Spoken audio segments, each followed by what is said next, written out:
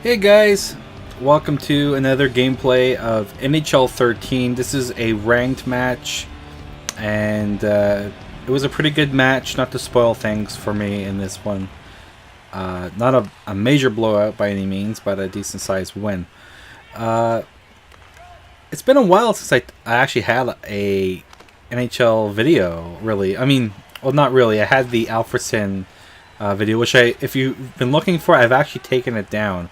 One of the things I wanted to mention in the update video, because I actually have a vlog slash update video that I've done where I basically discussed a few things, including the partnership now with RPM Networks. And one of the things I want to be careful with now is copyright. Especially if you get a copyright strike, that's bad. Content ID match, it's another thing if you have a YouTube channel you might have seen in the past, which can lead into a copyright strike, so you have to be careful. And with my Alfredson video, I used the I don't know the name of the actual name of the song, but I call it the Trollolo song. And while it was used for comedic effect, it was considered copyright, obviously, because it's not my song. So I actually took that down. I will probably put it up on a secondary channel that we'll use for videos that we're kind of leery on putting on our main channel now. So so we can still put those up. One of them is like a recent, or rather a Let's Play that Buyaka is working on. We have already uploaded. We're just waiting for my Modern Warfare 3 video, or Let's Play rather, to finish up. And some of them, I think they have probably music involved in some of the gameplay that it got picked up on by YouTube. So just to play it safe, we're going to put that on the secondary channel. Those violating videos, those copyright violating videos, no, we just want to be safe. So if you're looking for that Alfredson video, that's where it was. It's been deleted off of this channel, but I will put it up on the secondary channel. And there was one goal right there for me. Actually started off nicely. The thing with online play, I don't consider myself a horrible player, but there's obviously a lot better players than I am. I tend to play a more simplistic approach to playing games. I don't like using a lot of trick shots and cheap stuff necessarily. I like to play more realistic style of hockey. Of course, by doing that, you put yourself at a disadvantage. Now, thankfully, NHL 13 is geared more towards that style of play, with basically the elimination of cross-crease plays, which I actually heard they're supposed to tweak in NHL 14. We'll see how much they tweak. One thing with EA Sports that I'm always kind of iffy about is their idea of tweaking is usually going to one extreme or the other. They never find that sweet spot. And while I give them F for trying, they do try. Of all the sports franchises, I would say, in my opinion, of course, this is one of the ones where they at least try to improve on each game. Another one recently, not really related to hockey, obviously, but it's sports gaming nevertheless, is MLB The Show. I've been playing a lot of that recently. I don't know if I'm going to do a Let's Play or a career of that, for if I'm going to bring that onto YouTube. I'm not a huge baseball fan, so I sound extremely ignorant when it comes to my knowledge of baseball, and I don't think it'll make all that great of a video. Of course, if you do want to see that, I'll be willing to put that up. I'm just not a huge baseball fan. I really don't know, other than the big ones, I really don't know a lot about baseball and stuff. I mean, I know enough to play the game, obviously, but I mean, as far as like who's the best players now in baseball, I have no clue. And yeah, but anyways, I've been playing a lot of that recently, which is pretty cool. Speaking about hockey, I know the season schedule has been announced. I think Buyaka is already picking the games. Of course, Buyaka, or Tyson, he's a Sens fan. I'm a Leafs fan. But one thing we usually do is we both go to the Sens Leaf games. This year, I think he's bringing his brother to one of the Leafs games. I guess he hates bringing the Leafs good luck charm, which is me, to the Sens game. Instead, he's bringing his brother. Hopefully, that'll change things up. What he doesn't know is I'm probably still going to go to that game. I'll buy my own ticket. Probably bring. I was thinking of bringing my mother. She likes going to those games. She always gets right into it. I think she's probably worse than I am. She gets really into it. And then there's like the later game, which is I think in March, April, around that time. There's only going to be 2 Leaf games in Ottawa this year. They've cut down a lot because they want to have more interconference games. So they want to have like one home and one away for each conference game. So of course that takes down the rather than having 6 games a year, you only get 4 against your division, which sucks if you're like me who uses the Ottawa Senators purely as a way to, see my Leafs in live action. So yeah, but it is what it is. But I will be going to both of them. I hope I go to both of them. The only one I'm kind of contemplating on is like the first one in I think it's December around that time. But the one in March, April, I'm planning to bring my sister who's never been to a live hockey game. I'll probably bring my mother as well, and obviously I'll be going, and we'll see. I might maybe bring in a 4th person. I don't know yet. But yeah, that's something I'm looking forward to. And with those games, I'm thinking I'm getting 200 seat sections, and in comparison to like, how do I say it? Like, Leaf fans know how expensive it is to see a Leafs game in Toronto, and that's one of the reasons why they come to Ottawa. Is because let's face it, it's cheap tickets for the price of one Leafs game in like the mid section, or maybe even higher up section. In Ottawa, you can get a hotel, you can pay for your gas, you can get some food, and get a ticket, and a lot better seat selection. So, so that's why I think I'm going to probably get maybe like a 200 section for my mom and my sister. See how that works out. Definitely bringing them though, especially my sister. She's also a big Leafs fan like I am, but she's never actually been able to afford, nor has she actually been to a live game. Except we went a couple months ago, and I can't remember exactly when it was. They had the women's hockey tournament in Ottawa, and I actually got 2 tickets to that game through work. If you're not familiar with my work, I actually work in a flight agency, and as a flight agency, we get a lot of perks. And one of the perks is that we get a lot of stuff through Air Canada.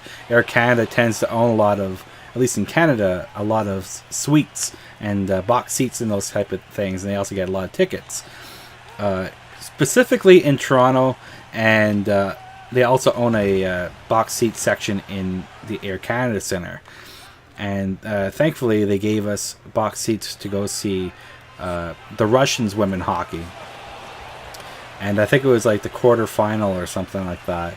Wasn't a ton of people, but one thing was funny is that I actually saw Alexei Yashin. He was literally right in front of me. Like, my box seat was like, I could see him. Like, I could touch him. That's how close I was.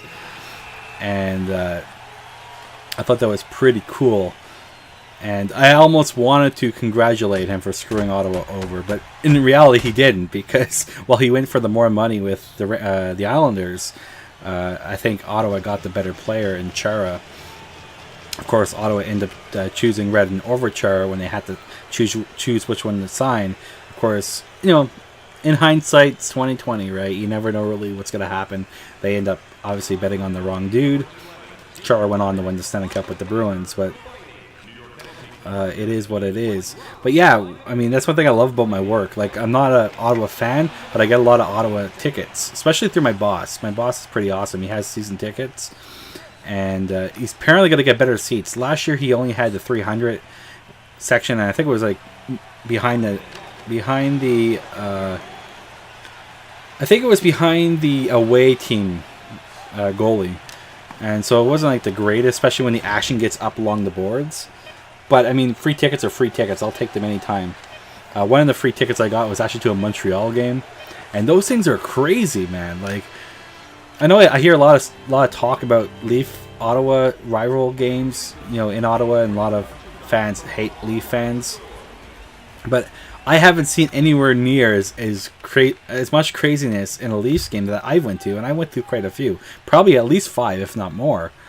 I've never seen it as crazy as it was with the Montreal game. There's actually a little bit of a ruckus. Now, my seats are actually like maybe like 3 or 4 rows from like the back camera. So they actually had the camera guy there now, or before. Now they don't. They actually removed that camera in Scotiabank for the time being. But anyway, like this Ottawa fan and this Montreal fan, they were like arguing at each other and whatever, and eventually got into like a pushing match and whatever. And the Montreal dude freaking pushed the Ottawa Sens fan guy almost over the ledge. Like the freaking cameraman, while doing his job, had to hold them back, had to hold them from falling.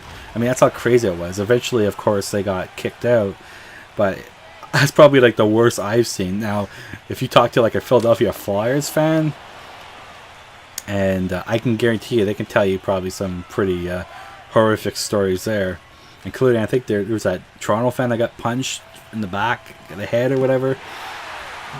Yeah, it's pretty crazy stuff. I mean, if you're going to a sporting event and taking it that seriously, you need to grow up. You need to set your priorities straight. And I mean, that's just sickening. There's never a time where I like actually felt a need to take a game that seriously. Like it's always fun to like tease people. Like when I go to like the Leafs Ottawa games, I like teasing Tyson. Especially when the Leafs are winning, obviously. It's different when it's a close game. You don't want to be too cocky because it can always end up biting you in the ass. But like, especially when the Leafs are winning, like I went to one game where it was like a 5-0 blowout. I just like, I just like razzing him a bit. It's always fun. But in a joking way. Like, I'm not being serious. You know what I mean? Like, there's no point in being all that serious in these type of things. I mean, it's just a game. And you got to treat it like that. But yeah, I'm looking forward to going to those 2 games. Whether I go to both of them, it's a wait and see. And especially the one in March. I think the one in March, I'm actually going to kind of see how the Leafs are doing at that point in time. I do think they'll make the playoffs. I think they'll be in a decent position going into the playoffs. I think the additions of Clarkson and Boland will really help. Just help their overall like possession game, which in my opinion was like the most thing they lacked last year. But I think it'll make them even more hard to play against, and we'll see how it works. So you never really know. That's a problem with free agent signings, is you never really know how it's gonna play. But the good thing is that you look at someone like Clarkson, like he looks like he wants to play for the Leafs. That's one thing you always want. You want a guy who wants to play for your team and not just because of the money. Like apparently Clarkson had better offers with like Edmonton Oilers offering upwards of like almost $7 million or like $6.5 million, and he rejected those offers to go with the Leafs. So that really ups my opinion of Clarkson when you're taking a pay cut, or you're turning down higher amounts of money in favor of playing for a team that you want to play with. Now, we'll see how it works. We know one thing with Leaf fans, we know they are very relentless. And if you're not playing to their expectations, and let's face it, everyone's expectation is to be either like Doug Gilmour or Wendell Clark. And you even see a lot now with Clarkson. A lot of people are trying to compare him to Clark. You don't compare these guys. These guys are not like those, not like Clark at all. Like I mean, he has a hard-nosed style of play, but you got to take him for what he is, But we'll see how it works out. Boland, it could be a rental. It could be like a one-season rental. But, again, we'll have to see how that works out. I like Boland. He was also the guy who got the winning goal this year for the Hawks for the Stanley Cup, which is cool. And he's they call him the Rat, and I love that. Like, it pisses people off on the other team, and I like that. I like when a player can do that. It intimidates them, opens up spots for like a guy like Kessel and stuff. That's gonna be pretty cool. So yeah, I mean that's like the only big additions right now as of this recording. They're still talking about whether to sign Franson and Kadri. I think those are like the only two guys they have to sign, and we'll see how that works out. Kadri, I don't see any problem there. Franson, I think it's because he wants like $4 million, and the Leafs don't want to pay a guy that much for like one good half season. So I really do expect at least Franson to get like a bridge contract, and I wouldn't even be surprised if Kadri got one.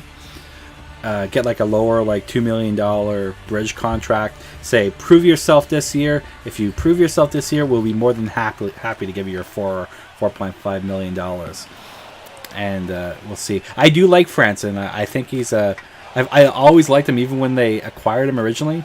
I knew what potential he had, and I think it was a good trade at that time, and I also feel that he's a good piece to have on the Leafs, even though they have a lot of puck moving offensive dudes in their on their defense, but I think like if you look at Lyles, he won't be with the Leafs. I don't know if they'll buy him out. They could trade him, maybe take a salary, to trade him, take some of his salary. But I don't see him being a long-term fit on the Leafs with Riley and Gardner getting even more ice time. I would really love to see what Gardner's going to do in a full season this year. It's too bad that he got hurt with the concussion at the start of last year. But he did enable beast mode in the playoffs, and I'd like to see that continue into next season. And of course, we have goalies. Reimer, who without Reimer, at least wouldn't have even made it anywhere close to the playoffs. It's too bad when I see people like rag on him for like the Game 7. It wasn't just him. And then of course we got Bernier, somewhat unproven, but yet has a lot of potential. He was like a #1 pick. And you don't normally get picked #1 unless you have some potential there, obviously. So it'd be interesting to see what he can do on the Leafs. I think it's going to be a good, a good battle there going on for the goalies. But anyway, that's basically it. Kind of a bit of hockey talk and a bit of some other talk. And so I thought this was a pretty good game. I think it was 4-1 at the end of it. And anyway, until next time, this is LeBron98 signing out. Thank you for watching. Take care, guys. See ya. Bye.